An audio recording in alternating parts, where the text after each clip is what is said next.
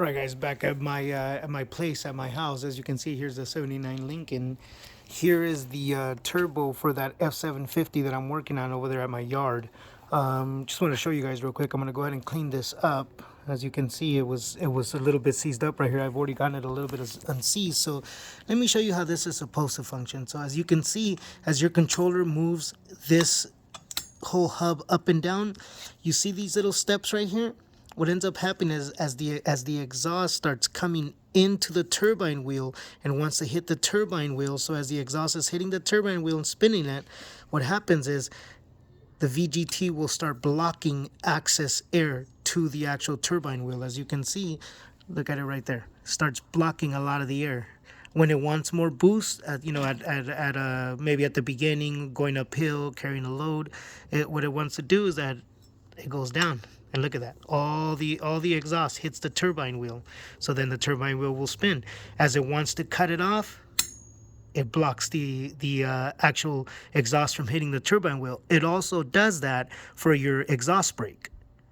When it wants the vehicle to slow down with the exhaust system, it'll cover up the turbine wheel and it won't allow the exhaust to hit it anymore. It won't allow the exhaust to hit it. The exhaust will hit this and then go into these right here. These are actual guides for these little fingers right here.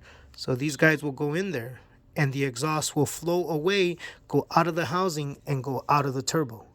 Okay, so that's what this is designed to do right here. That's how this VGT works. It's not like the 6.0s with the little fingers that were pointing at the turbine wheel or whatnot, or like the Duramaxes that had the same system, the older Duramaxes. So let me go ahead and clean this up. It needs to be cleaned up so that way I can deburr it. As you can see, it's still kind of stuck at the top. You see that?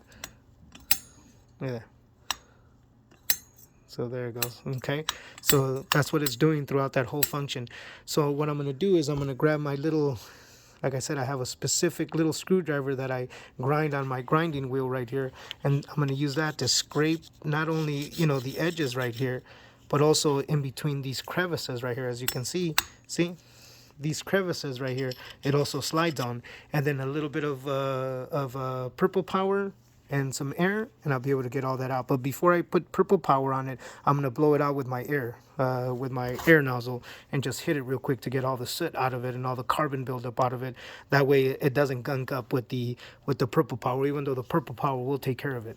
Okay, let me go ahead and get this cleaned up. I'll show you guys what it looks like once it's nice and ready, and when I'm installing it tomorrow on the F-750.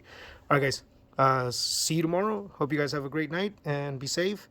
Love your family, man. Go in there, love your kids. Love your wife. Love everybody that you do love. Love your dogs.